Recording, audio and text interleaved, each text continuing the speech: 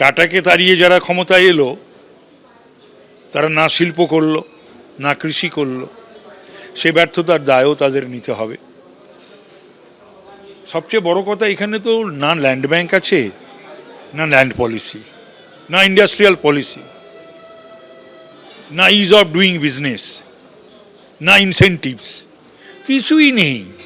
এই রাজ্যের বিরুদ্ধে সবচেয়ে বড় অভিযোগ হচ্ছে বিগত দিনে যে শিল্পে কার্যত বন্ধা হয়ে গেছে, বিশেষত সিঙ্গুরের শিল্প চলে যাওয়ার পরে এরকম একটা ধারণা তৈরি হয়েছে। ঠিক সেই জায়গায় শিল্পের মতো গুরু দায়িত্ব আপনার, কালকে মন্ত্রীর সঙ্গে বৈঠক করলেন। সিঙ্গুরের শিল্পটা চলে যাওয়ার ব্যর্থতাও তদানীন্ত সরকারের, সিপিএম প্রভাবিত বাম সরকারের। আর গত 15 বছরে টাটাকে তাড়িয়ে যারা ক্ষমতায় এলো তারা না শিল্প করলো না কৃষি করলো, সে ব্যর্থতার দায়ও তাদের নিতে হবে।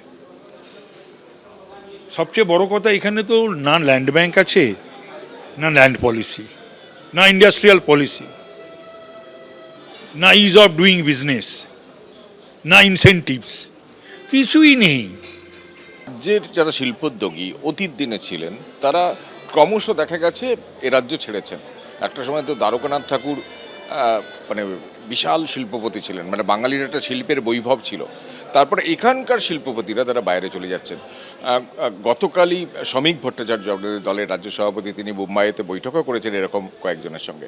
এই যে বাইরের শিল্পপতিরা যারা চলে গেছেন তাদের আবার রাজ্যে ফেরানোর ব্যাপারে কি তৎপরতা বা উদ্যোগ নিচ্ছেন? একটা উদ্যোগ আমরা সকলেই নিচ্ছি, সকলেরই রয়েছে।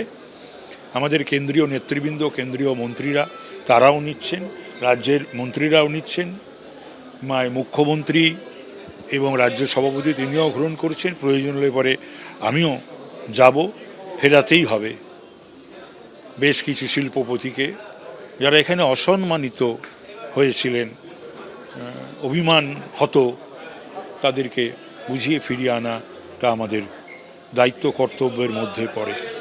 আপনি দায়িত্ব নেওয়ার দিনই বলেছিলেন টাটাকে ফেরানো আপনার প্রধান উদ্দেশ্য এবং প্রধান চ্যালেঞ্জ। সেক্ষেত্রে কতটা তৎপরতা অগ্রগতি হলো? অগ্রগতি মানে কথাবার্তা হয়েছে, কিন্তু তারা আসবেন, আমরা যাব, এইটাই একটা সিদ্ধান্ত নিয়ে কথা বলতে হবে। যদিও এখনো 1.25 মাস আপনার সরকারের বয়স, সেখানে এমন কোনো পরিস্থিতি তৈরি হয়েছে যাতে অ্যানাউন্সমেন্ট আছে আপনার শিল্পের ক্ষেত্রে? কোনো অ্যানাউন্সমেন্ট আছে, ঘোষণা? আমি বলছি যে পুজোর আগে 5-6টা নতুন বড় বিনিয়োগ হচ্ছে। কত? 5-6টা, দুটো তো এই মাসেই হচ্ছে।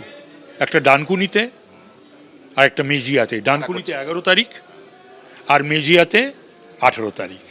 এবিপি আনন্দ, এগিয়ে থাকে, এগিয়ে রাখে।